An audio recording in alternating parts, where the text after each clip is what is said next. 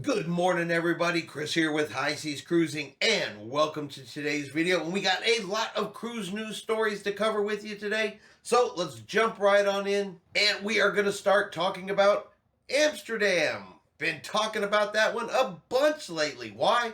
Because protesters continue to go out onto the locks, handcuff themselves to it, and prevent cruise ships from entering and departing the port area. They don't want cruise ships in there. It's an environmental group, and they handcuff themselves, they block cruise ships, they let off yellow smoke, and it has once again affected cruises because Disney Cruise Lines, the Disney Dream, on her September the 1st sailing, well, she has decided not even going to do it. They are preemptively deciding we are just going to go ahead and skip that port. They're still having issues. These are problems outside of our control. So Disney has decided to simply take Amsterdam off of that itinerary altogether. And at least for now, this is probably going to be an ongoing, continuing issue.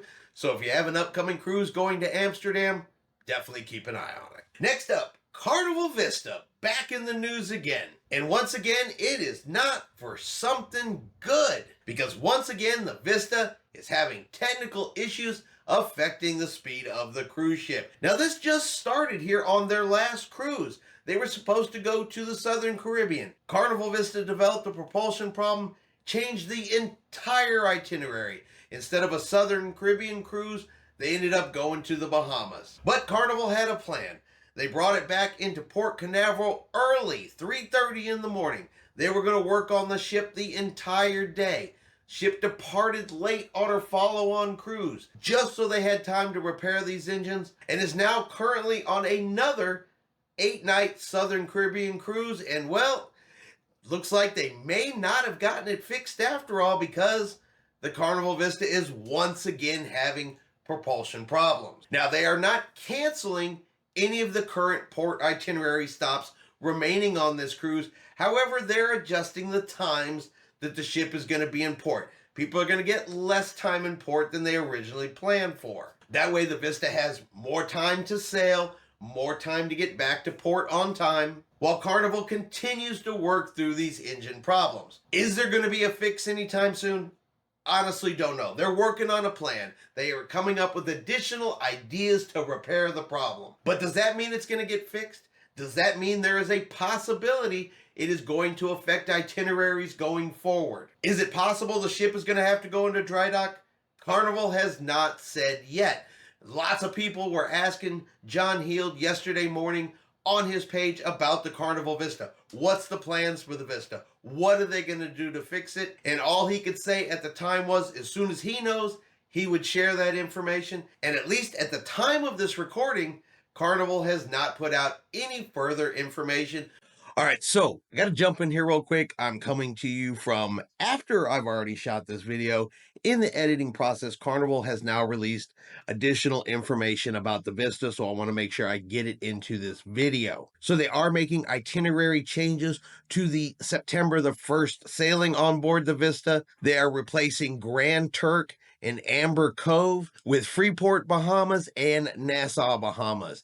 So they're swapping 2 of the port stops due to the propulsion issue. If you choose to stay on the cruise, they are offering $200 of onboard credit per stateroom, or guests have the option to cancel their cruise and get a full refund if these itinerary changes don't work for them. And now that's for the September the 1st sailing. For those on the September the 7th sailing on the Carnival Vista, they have canceled that cruise altogether. So everybody on the September the 7th sailing will receive a full refund. And Carnival has done this to allow more time for the repairs, which honestly they need to do. This is beginning to affect cruise after cruise. It's causing itinerary change after itinerary change. They've got to get the propulsion issues on the Vista fixed. Now, that's all they've announced so far, is just the change for September the 1st, the cancellation for September the 7th, but we don't know yet how long is the ship going to be out of service.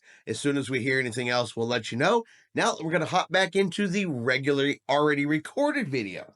But we're going to keep an eye out and see what's going to happen to the Vista. What are they going to do? And is it going to affect any upcoming cruises? Next up, we got a story about credit card fraud. And look, if you were going to book your cruise using fraudulent credit cards. If you are going to go into the casino and try to gamble high dollar amounts on fraudulent credit cards, well, you honestly shouldn't be surprised if you get caught and then you get an escort off of the cruise ship wearing those very special nickel-coated bracelets that police officers like to carry with them. And that is exactly what happened to 4 passengers sailing on the MSC Magnifica. When 4 individuals, they tried to use fraudulent cards to take out large amounts of money to use in the casino. They tried to take large cash advances. And yes, you can go in the casino and you can put charges for the casino on your sign and sail account, have it charged to your room. But when you do large cash amounts, the cruise line will take a look and say, hey, let's just kind of see what's going on. Let's make sure everything here is on the up and up, especially if it is an unusually large amount. And when they looked into it, they said, oh, these 4 credit cards here for these guys, they're fake, they're fraudulent. Further investigation determined that the credit cards that they had used to book the cruise, also fraudulent credit cards. So the ship, of course, immediately notifies U.S. Customs and Border Patrol, who then contacted the authorities in the Bahamas. The ship was heading towards Nassau, Bahamas. When it got there, these 4 individuals, they were not allowed to get off of the ship. They were not allowed to get off of the ship until they got all the way back to Miami, and then that's when they got that special walk of shame down the gangway with the nickel-plated bracelets. So if you're thinking about going on a cruise, enjoying a cruise vacation, using some fraudulent cards in the casino, hey look, just know they check, they keep up with this kind of stuff. There's a good chance they're going to catch you, and your cruise is going to come to a very unhappy end. And finally, we're going to talk about Ketchikan, Alaska, a very popular cruise port up there in Alaska. They had a tragedy that occurred this past Sunday. There was a major rock slide, came down into town, damaged homes, knocked out power. 3 people were injured, and unfortunately 1 person did lose their life in this landslide. So our thoughts and our prayers go out to those folks there in Ketchikan, Alaska. It is a beautiful town, one of our absolute favorite cruise stops. So we definitely feel for the people there in Ketchikan. Now, a lot of people are going to ask, how is this going to affect cruising?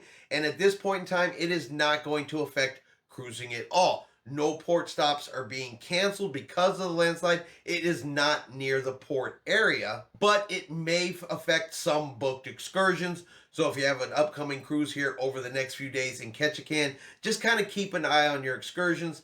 Double check with them on the ship to see if yours may be affected or not. Now, cruise lines, they have also issued letters of support, statements of support to Ketchikan, and they do feel the best way that they can continue to support Ketchikan is by docking there, is putting cruise passengers, spending tourism dollars into the city. But I will say this to any cruise passengers going in there. Look, remember, that town has just been through a tragedy. Be kind, be polite, be respectful, and shop in local stores with products made locally in the town.